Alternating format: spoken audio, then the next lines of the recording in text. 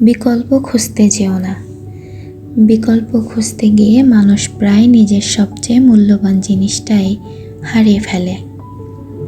কারণ পৃথিবীতে সব কিছুর বিকল্প থাকলেও কিছু মানুষ, কিছু অনুভূতি আর কিছু সম্পর্কের কোনো বিকল্প হয় না। আজ যাকে সাধারণ মনে হচ্ছে, কাল হয়তো তার অভাবই সবচেয়ে বেশি অনুভব করবে। কারণ নতুন মানুষ পাওয়া সহজ, কিন্তু একই রকম ভালোবাসা, একই রকম যত্ন, একই রকম আন্তরিকতা আর একই রকম মানসিক শান্তি দ্বিতীয়বার পাওয়া খুবই কঠিন।